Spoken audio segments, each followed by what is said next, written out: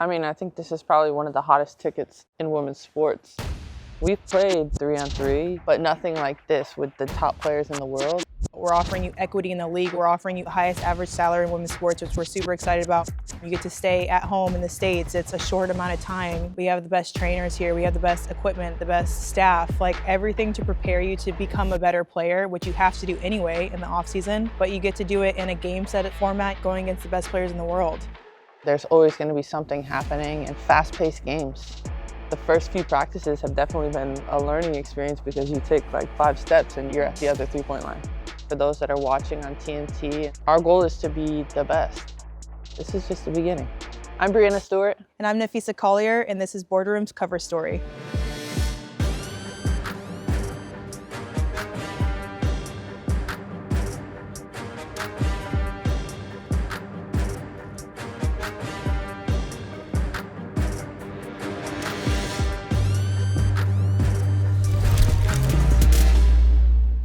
This is Vinci and Gumsey with our Boardroom Cover Story, and I'm here with the co-founders of Unrivaled, Breanna and Napheesa. Great to be with you today. Thank you. Thank you. Thanks for having us.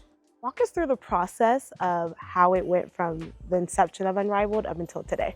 It was like 2 years ago this past winter where I had a dinner with Alex Bazel, and he was bringing up this idea about 3-on-3 and having Fee and I be the co-founders. And I was like, this is amazing because I played overseas a lot. I've been in China and Russia and Turkey. And now a way to really be home and be appreciated. I think that the timing is also very perfect for where we are in women's sports. Women's sport is exploding right now, and it feels like everyone is capitalizing from that, except for the people who are putting the product on the court. We wanted to come up with a solution for that, and we're like, we need to get the very best players involved. Who's the best player in the world? So like, we had to get Stewie involved in the beginning. Stewie, maybe stand right here. There's a lot of great things about women's basketball right now, but being in it, we see a lot of holes as well, like what we think can be better. You know, not being forced to be going overseas. Brand building is such a huge part of our game now. A lot of people don't know we make most of our money off the court. So being able to build your brand is really important for us. To have this done, like ready to go in 2 years, what an incredibly quick timeline, but also really excited to be here. From the fan perspective, I don't know if a lot of people have seen the 3v3 format outside of the Olympics, but what are you hoping that the fans get out of watching the athletes compete?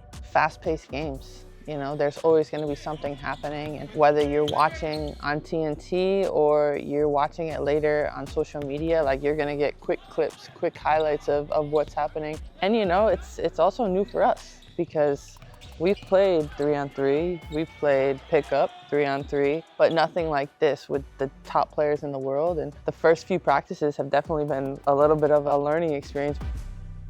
What was the pitch to bring some of the best athletes in women's basketball to Miami for 2 months? Everyone feels those pain points. We're all going through the same things. We are offering, you know, the highest average salary in women's sports, which we're super excited about. We're offering you equity in the league where we can have equity in something that we're playing in. You get to stay at home in the States. It's a short amount of time where one of our main goals is to prepare you for the W season. So we have the best trainers here. We have the best equipment, the best staff, like everything to prepare you to become a better player, which you have to do anyway in the off season. But you get to do it in a game set format. You get to do it surrounded by the best equipment, the best people, and going against the best players in the world. Not only do you have the best players, but you have some of the most amazing brand partners from Sephora, Wilson, TNT Sports, Under Armour. We'll be here all day if we list them all out. What was the pitch to have them sign on to Unrivaled? You know, everyone is watching women's sports right now, and it is exploding so much that before it was like, you should get into women's sports because it's the right thing to do. And that's, I think, something that we've kind of struggled with for a long time, saying like, this isn't a charity, this is prime. Like what we're putting on the floor, the product that we're giving you is so fun to watch, and people are finally starting to catch on to that. And so now it's a smart business decision. So it's not just, okay, we're gonna do it because it's the right thing to do. We have brand partners that do believe in women's sports, but they also want to make money. Like this is a smart business decision also. We try to align with partners that feel the exact same way, and we were really lucky to get the people that we had on early and to have it keep building. And then we got all these amazing brand partners. I can't tell you the amount of people between like players, content people, marketing people, referees that are like, how do we get involved? How can I be a part of this? How can I invest? It's almost like you know, there's this amazing idea that came about, and some people at first, I think they were skeptical, you know, like really trying to sell it was hard. Like those meetings and like getting the fundraising and the backing behind it. But then once the word of mouth happened, it seemed like it's like, all right, this person and this person and this person and this person, now everybody wants to be a part of it. So the word of mouth is kind of what clicked and was the light switch that people were really sold on the idea. Yeah, because I think, what was it, like probably last year was when it came out that we were gonna do this. Yeah. And then all of a sudden it was like, what is it? Yeah. How's it gonna work? Well, how can we be involved? Do you need help? And here we are. Yeah. We have a team dinner at 8. At what time? Oh no. So when you spoke with WNBA Commissioner Kathy Engelbert, how did that conversation go? She was really supportive. She was, you know, obviously she has a lot of business connections, so she was, you know, wanting to connect us with those. She obviously has experience running a league, so kind of giving us the ins and outs of what you're gonna need, like things you don't think about, you know, game day security, medical stuff in the area, just a lot of those tips and tricks. And then just asked if there's any way that we needed her support in any way. And so she was really open with that from the beginning. And for the fans who are traveling all across the globe to Miami, what could they experience in person, but also for those following at home on TNT Sports? I mean, I think this is probably one of the hottest tickets in women's sports, just based on what I've heard from like the second market. Ticket prices are pretty high, but we hope to have an interesting mix of fans, whether they've came to WNBA games or not, whether they're from the Miami community or not. We want it to be special. And then for those that are watching on TNT and really streaming, hopefully all over the world, our goal is to be the best. We have so many LED screens. I think that's gonna be really cool. Like even this one that kind of goes on the ceiling, it looks like 3D when they put stuff on it. It's really cool. It's fun to watch it on TV, but there's nothing like having the atmosphere of a game. Honestly, every seat is a good seat because it's such a small environment. You're so close to the action no matter where you sit. So I think that's gonna be really fun. I feel like you can't explain it unless you've been to a game before, but that atmosphere is just different. Throughout this 2-year-long process, you're both founders and players. Was there anything challenging having both roles? It's probably a little bit tougher for Fee because she's in it and also Alex is in it at the same time, but trying to do two things at once, you know, trying to play in the W, trying to get on these Zoom calls, trying to go meet new investors and founding partners and things like that. But, you know, the sacrifice of being busy is definitely worthwhile when you're making this get off the ground. Is there a way that you take off the athlete hat and put on the businesswoman hat, or how does that play out? It's just learning, you know, like some of these situations we've been in before, whether it's like contract negotiations with the WNBA or, you know, sponsorship meetings and those type of things, and like what worked and what hasn't. And also, yeah, we're taking off our player hat, but also we have those experiences that we know what it takes to make this thing really go.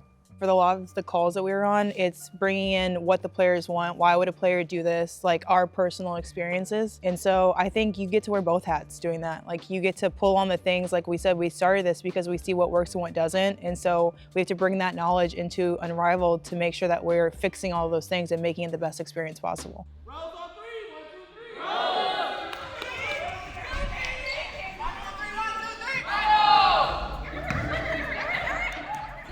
When it came to recruiting these players, how much of the process was things that you had thought of in your head compared to what you had heard from the athletes that were signing on week by week? I think we tried to really, from the beginning, think of everything. They're like, make a wish list of if we could have anything, if money wasn't an option, what could we get? And honestly, we got like almost everything. Like, cause we really try to make the experience as good as possible for the athlete, especially because we know this is a different game. It's never been done before. You're asking people to come here. We wanna make it worth their while. And so we try to be really upfront from the beginning too. Like if there's anything you guys want, let us know, because we wanna make this is a player-led, player-owned, like this is for the players league. And so any suggestions, we really took those to heart. We try to accommodate for anything anyone asked for. And so I feel like there's not for want here. Yeah, and I think also like, this is a startup. And like Fee said, the fact that all players have equity in this, there's a little bit of grace with things that are happening, you know, and you know the fact that players can go and be like, hey, can this be a little bit better? Done. Sometimes making that happen becomes a little bit difficult, like in other leagues. But also, I think it's really motivating being here, like being around the best. It's not like the bubble because we're not stuck here. But like, for example, what I feel when I go in the weight room, it's really motivating because you look left and right and everybody is like really working hard to like work on their game, work on their strength, to make sure that the product on court is as best as possible. Like everyone is taking that as their responsibility. What I've seen online with some of the discourses, it almost feels like a 2-month-long WNBA All-Star when you've got, like I said, the best of the best here. Would you compare it to that if it's not the bubble? For me, it's like a USA basketball training camp. Obviously, not everyone is USA basketball. The fact that you have elite athletes being together, sharing meals, getting treatment, you see them everywhere, is incredible. And I think the way that we're in this community, you know, living together, and hopefully we'll be able to really bring positive outreach where we are too. Is there any chance we could see a 5v5 format, or we're sticking with 3? I think we're sticking with 3. We're just making sure we do something different. Yeah.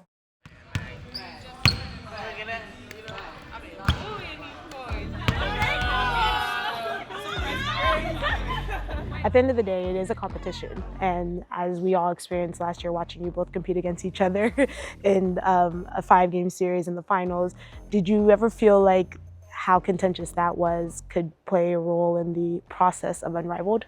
I don't think so, just because we are obviously competitors, and when you're on the court, especially like during a finals, like you're competing, but we're also so close. There's so few of us, like there's 144, we're going up now, that I feel like everyone really gets along off the court. Like, you know, whatever happens on the court stays there, and then you leave it once you are off the court. That's how it was in the bubble. That's how it is now. It might be different when games start because we're gonna be in competition, but I think everyone's really good at just like competing because we're all so competitive. We're professional athletes, and then knowing that whatever happens there, we're not taking it to meal later. Yeah, just a tremendous amount of respect between everyone. And not to mention, then you went on and won a gold medal. Yeah, Yeah. yeah, that's true. That helps. That helps, yeah.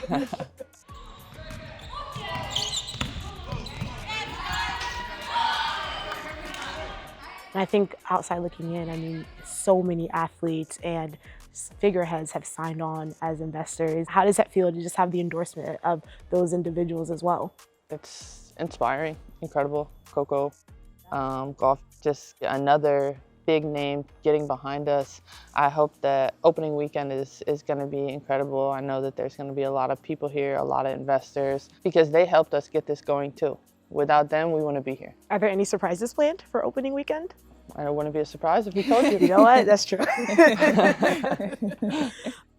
So when it comes to the championship aspect of it, when the season wraps up, are there high stakes in finishing out as the #1 team in the league? There's a lot of money on the line. Okay. But also we want to win, and to be like the first to win something is always really fun too. So no matter what happens this season, it's going to be a success. But like Spee said, there's an incredible amount of motivation between winning the 3-on-3 championship, but also the 1v1. Yeah, the 1v1. Like that's that's going to be spicy. we might not recover from your time.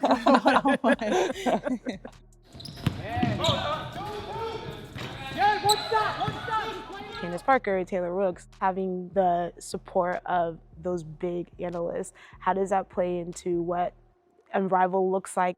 Just continues to show that our expectations are really high, and we appreciate Candace and Taylor, you know, Renee continuing to kind of be analysts, be in the studio, because we want the best kind of talking about our game as well.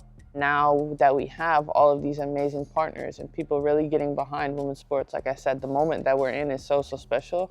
We have to take advantage of it. But, you know, these companies, partnerships, they're able to endorse us where they otherwise wouldn't be able to because of all the red tape between the NBA, and that type of thing. So I'm excited to be here. Obviously, some people will still go overseas, but we'll try to keep the best of the best here. Is there anyone that you're hoping does show up in person to watch? I really want Denzel Washington to come. I love him. Let's manifest that. Never seen him at a sporting event, but Really? does he ever go to games? I don't know. Denzel, do you like sports? I said Michelle Obama. Oh, That's a good one. that's a good one. Yep. Advanced Listen, team. the Easier gym to is not secure. that big. Yeah, it's something easy easier to to secure, secure. but perfect. And nope, that's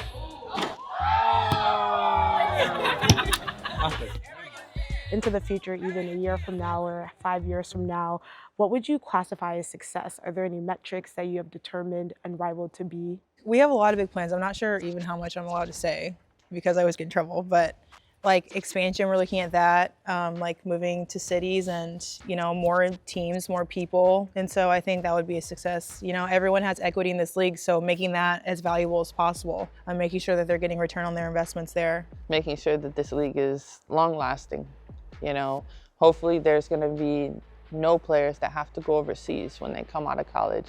You can go over by choice, but we have an amazing alternative here in Miami, and then, you know, making profit. We're hoping to make profit in year one, and hopefully that can only grow and elevate. This is just the beginning.